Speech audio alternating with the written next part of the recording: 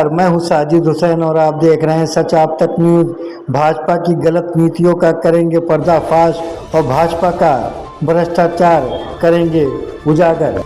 आज जनपद अयोध्या में समाजवादी पार्टी के कार्यालय में मुलायम यूथ ब्रिगेड की मासिक बैठक में समाजवादी मुलायम यूथ ब्रिगेड के नेताओं ने कहा कि भाजपा की गलत नीतियों से जनता परेशान हो रही है और कोई भी काम भाजपा का जनहित में नहीं हो रहा है, इसलिए अब यूथ ब्रिगेड कमर कस चुकी है और ऐसी भ्रष्टाचारी गलत नीतियों की सरकार को जड़ से उखाड़ फेंकना है।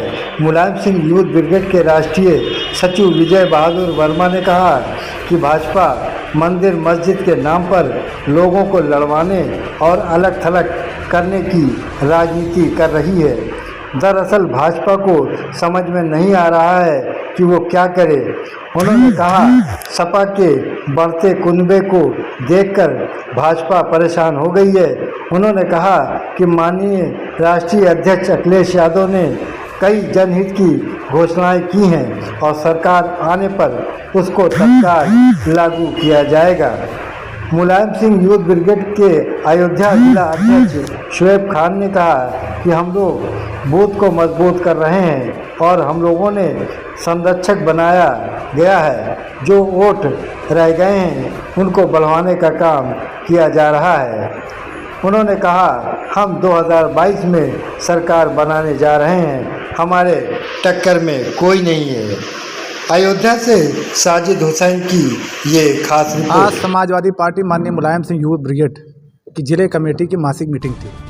मासिक मीटिंग में हमारे नवनिर्वाचित Samajwadi party Mulayam Singh youth brigade के राष्ट्रीय सचिव आदरणीय विजय बहादुर वर्मा जी नवनिर्वाचित राष्ट्रीय सचिव हुए हैं। हम सभी समाजवादी पार्टी मुलायम यूथ ब्रिगेड के जिले के पदाधिकारी, ब्लॉक के पदाधिकारी, विधानसभा के सारे लोगों ने आपका स्वागत जोरदार ढंग से किया है। मेरा नाम शुएब खान है, मैं जिलाध्यक्ष Samajwadi party Mulayam Singh youth brigade. आगे क्या तैयारी है चुनाव को लेकर? मुलायम सिंह यूथ ब्रिगेड के जिले की पूरी कमेटी हमारे प्रदेश अध्यक्ष माननीय अनीश राजा जी के आह्वान पर हम सभी यूथ ब्रिगेड के लोग हर बूथ पर यूथ के तहत हर बूथ पर बूथ संरक्षक बना रहे हैं। हर बूथ पर 10 यूथ रहेगा और जिस तरह से अभी वोटर लिस्ट में जो गड़बड़ियाँ दिख रही हैं उस वोटर लिस्ट को हम लोग सुधारने का काम कर रहे हैं। हमारे सभी यूथ ब्रिगेड के पदाधिकारी जिस तरह से अभी पिछले शनिवार को हम लोगों ने बूथ पर बैठे, अगले आने वाले संडे को हम लोग बूथ पर बैठेंगे, आने वाली 27 तारीख को हम लोग बूथ पर बैठेंगे। जो कुछ हमारे वोटर छूट रहे हैं उन सबको फॉर्म प्रारूप नंबर 6 भरा करके नए वोट जुड़वाने का काम करेंगे।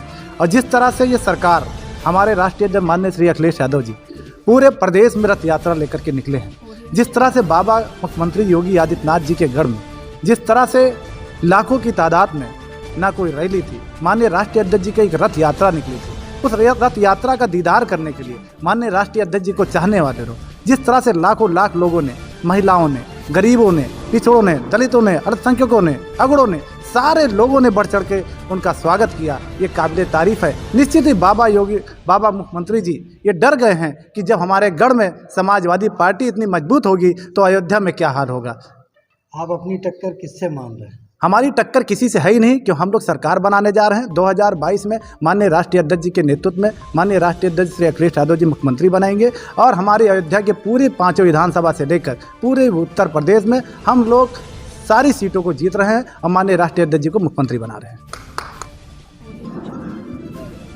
आज आपको क्या जिम्मेदारी मिली पार्टी की तरफ? पार्टी की तरफ से जिम्मेदारी पूरे देश और प्रदेश में, खास तौर पे उत्तर प्रदेश में चुनाव है, तो हम लोग जो बीजेपी के एनार्किज्म है, जो उनके नारे हैं या जो उन्होंने वादे किए थे जो पूरा नहीं किया है, और जो देश के अंदर कम्युनल ताकतों को ये बढ़ावा दे रहे हैं, मुद्दों से लोगों को भटका रहे हैं, जात के नाम पे जो है संप्रदाय के नाम पे लोगों को जो है गुमराह करने की कोशिश कर रहे हैं, उसका पर्दाफाश जो है हम लोग पूरे प्रदेश में घूम कर रहे हैं। प्रमुख रूप से क्या क्या मुद्दे होंगे इस चुनाव में? हमारे राष्ट्रीय अध्यक्ष जी ने कह दिया कि हम 300 बिजली का यूनिट जो है फ्री देंगे।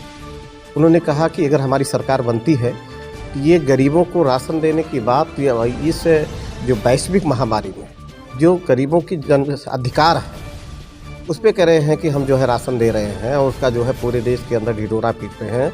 जितना पैसा इन्होंने राशन पे नहीं खर्च किया होगा उससे ज़्यादा जो है एडवर्टाइज पे खर्च किया। हमारे नेता ने कहा, क्योंकि पहले भी हमारे नेता ने गरीबों की बात की, बच्चों को लैपटॉप दिया, उन बच्चों को जो गरीब थे, जिनके रुपए पॉकेट में पैसे नहीं थे, रुपए नहीं थे, ताकि वो आधुनिक एजुकेशन से लैस हो सके।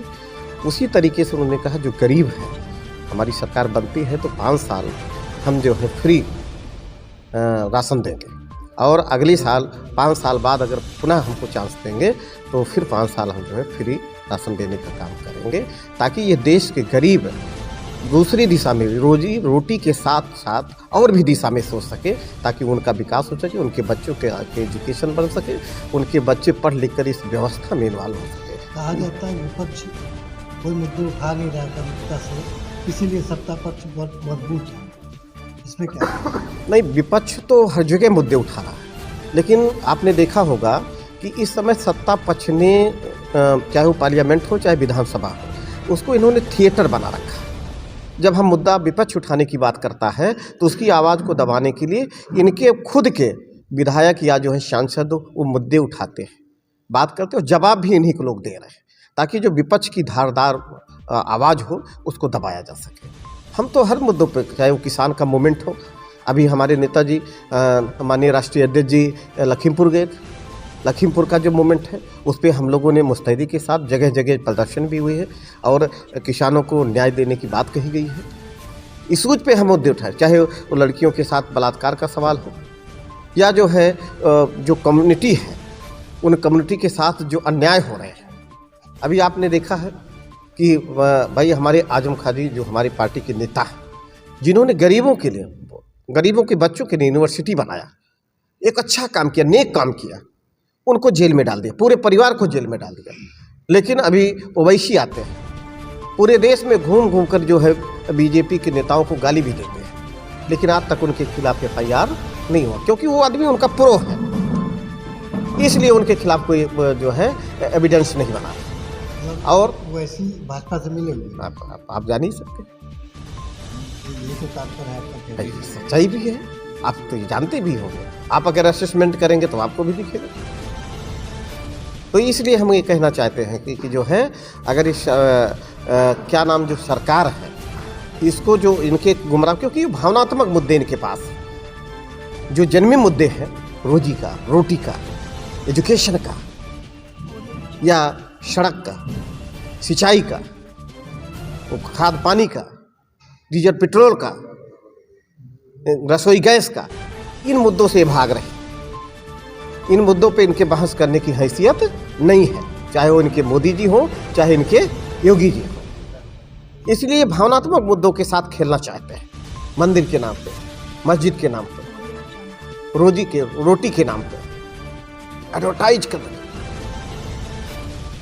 तो इसलिए हम लोग जो है ये पूरे हमारी जो यूथ ब्रिगेड की टीम है, नौजवानों की जीती, वो इनके जो मंसूबे हैं उनको जो है पर्दाफाश करें, जो गलत नीतियाँ हैं उसकी पर्दाफाश। विजय बहादुर वर्मा, राष्ट्रीय सचिव, माननीय मुलायम सिंह यादव, यूथ ब्रिगेड। धन्यवाद।